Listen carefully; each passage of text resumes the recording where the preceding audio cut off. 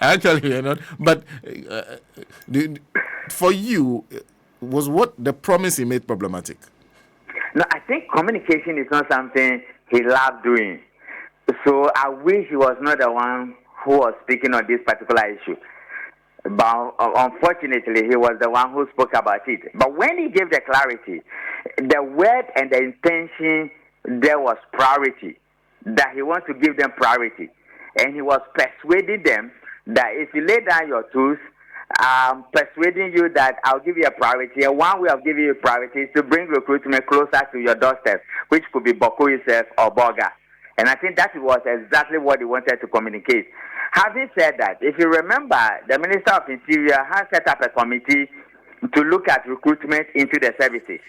And the report is not yet out because of the dangerous nature of what we have done over the years. Today you have political police people, you have protocol police, and fewer professional police.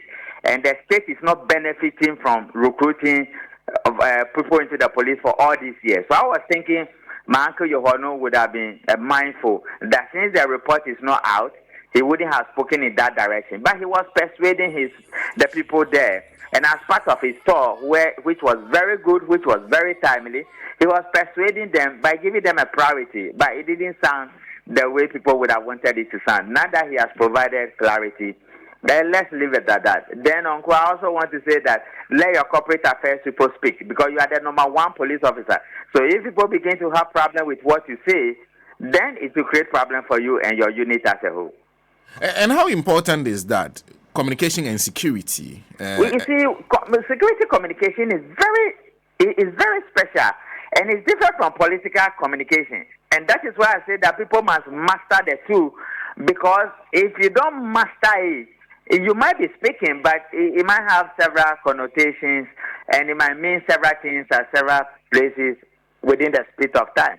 And in the days of social media, where you have people who are ready and willing to take you on at all costs, the lines will have to be watched again, the lines will have to be streamlined, the notes will have to be cross-checked, and you have to come out as somebody who is speaking broadly to almost everybody within the circle.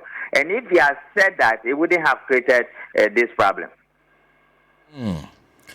But overall, he was there to try to calm tensions.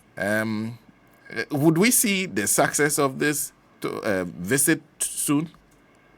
No, what he did was basically to go there and do what we call security risk assessment and vulnerability management. So it gave him a better idea about the nature of the threat they are dealing with and the risk that comes to his men in the front line. So in that regard, one of the things he also did, which was very good, was that he went there with a protective gear and he went there with a lot of safety tools. And he also encouraged them, don't go beyond the zone, demarcate the zone as a risk zone. And when you want to go out of the risk zone, these are the things you must do as a reminder to the men in the front line, considering the fact that the front line has become very delicate now and it's becoming very dangerous and very challenging for the police in particular, because they are the first line of defense and they are the first responders when it comes to public safety challenges. So the overall, the visit was great. They went into the Bawku Valley to apologize because there's a guy called Alasan who was a youth leader and he died during one of the crossfires. So that was exactly what he went there to do. He didn't go there to resolve any conflict or to do anything. He went there to apologize to the man because of the crossfire, and Alasan, who happened to be a son of the Bawku, died. Then secondly, to do the professional work to call security risk assessment and vulnerability management, taking in cognizance what is the nature of the threat my men are facing and what are the risk elements and who is at risk and where is the risk and who is likely to cause us a risk. Once they can identify those ones, then they begin to put in what the police does, the maneuvering strategy, and whether they want to avoid the risk or they want to face it or prevent it. And that's exactly what they did. Unfortunately, the statement he made overcrowded the good thing he did, and that was where we are today. So for you, this is part of an exercise for him to know exactly whether they are doing things right in Bawku and what needs to change. Definitely. Then that also gives him the opportunity that when he's having a discussion with his counterparts in the military or the immigration or the BNI at the National Security Council meetings, he's well abreast with the facts and he can speak about them boldly.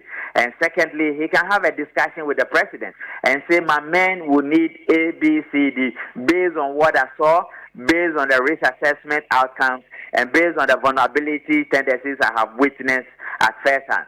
Then that gives him, a leverage as a leader, speaking about his men as the number one police officer in this country. So that it was a good thing. It was timely. It was precise. But because he spoke to the media, it's creating many of these backlash, which I think we could have done it far better. In fact, ahead of his visit, there were several concerns about even the relationship between the police and the youth in Bawku, or even the Bawku residents generally. And I recall you saying to me that they were not fighting the police, they were fighting the law, which has been authority. partial. The authority. But how would his visit help in resolving that view of the residents who are not happy with the actions of the law? Yesterday, 2 police officers were killed. Even the IGP convoy I understood came under fire. I haven't checked to confirm. But if his convoy came under fire and yesterday 2 people are dead from his team, then it means that it's a volatile situation, it's a very hostile. It will take some time to begin to reap the dividends because of the protective gears and the safety arrangements they have in place. What is also good is that just last week, President Mahama spoke about our grandfather Ashanti mediation process. We are hoping that once the mediation process sets in, it will leverage the space and it will give us some temporary peace and give us some level of understanding as why the need for the police in maintaining law and order at the place, why mediation is going on.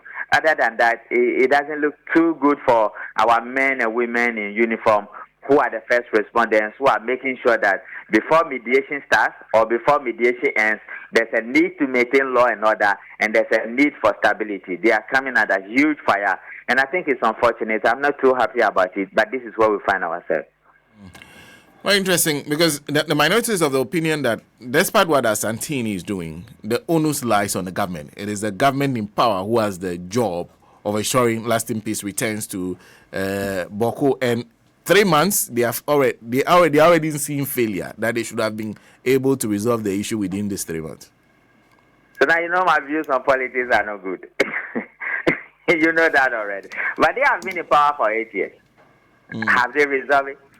In fact, were they not the ones who created the problem at Bawku? You put helicopter at the top and you put troopers on the ground. You install a chief.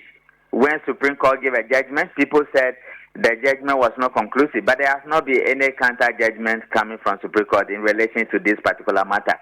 Then what do we do? When you were doing it, you did not inform Ashanti or ask him for advice. You did not even inform police people. Then you turn your mouth like, you are behaving like ostrich.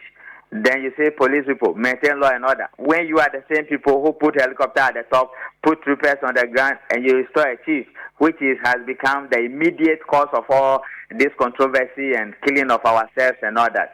I think it is time for my brothers and sisters at Bawku, who will love all of them. I have families from both sides, to ask themselves, who are you fighting? What are you fighting for? And in whose interest? Because it will not be in the interest of politics. And today that politicians are speaking about it boldly and calling on President Mahama to resolve it within 3 months, something they couldn't do in 8 years. Then you can see that they might be making a fool out of you. And you have to be smart enough to know that, hey, who are we fighting? We are fighting ourselves. And what are we fighting for? And in whose interest? It must be in our interest that we stop fighting and we come to the table and say, what has happened has happened. How do we resolve it? Other than that, politics will not help you, because politics is divisive in nature. But I think with the minority, I'll leave that one for you and Uncle Kuti Price. But let me conclude by asking you this. What immediate steps, because you talked about Asantini's mediation efforts, but what immediate steps need to be taken to at least bring the current resurgence in violence under control? Because they must do number one before number two. The chieftaincy, the culture, and the tradition is the main one. That is number one. If they don't do it and they don't go smart with it and they don't go with the kind of speed we are looking for, then number two, which is the overflow, which is the public safety challenges, it will continue to persist for some time. What we can do is probably greater public awareness and education. NCC has no budget, but it would be appropriate to grant a lot of education and public awareness. Once we do that, then we might want to multiply the numbers of frontliners and making sure they are protected, they are motivated. Once we do that, it will help. One of the things that is also running through my head this morning is that besides the Asantehene mediation, can't we put in Peace Council mediation? Can't we put in the Christian Council mediation? And can't we put in the House of Chiefs mediation? Recently, we had Minister for Chieftaincy. Can't we put in all the mediation teams at our disposal and run with it? I have also been thinking, where is our uncle Yimande Bombardier in all this? This was the man when I was growing up. I hear his voice on TV and radio, oneness, and I was like, wow, who is this man who put his personal life on the line as an independent voice, talking about safety and security and making sure that conflicts are resolved? And I used to admire him a lot. I don't know where he has been in all this, whether it's in Ghana or he's traveled out. But I think some of his expertise and him knowing the environment and all that, he can also set up a mediation team with the support of the UN, or if we don't want to bring the UN directly into this, with international funding or government funding, he can also lead some mediation teams into this particular thing. And all of us get involved because we just want peace and safety. We don't want our people to die, and we want them to live. Who knows? We might have the best Cristiano Ronaldo or Lionel Messi coming from there, or the best, agriculturists, or the best journalists like Senna coming from there, and we'll be fine. KUMADOE, thank you. Thank you very much. Thank you, Senna. God bless. That's Richard KUMADOE, who is a fraud and security consultant. We'll take you back to Bawku shortly and get an update of how things are on the ground. The last time we spoke to someone was telling us about how the fighting had spread to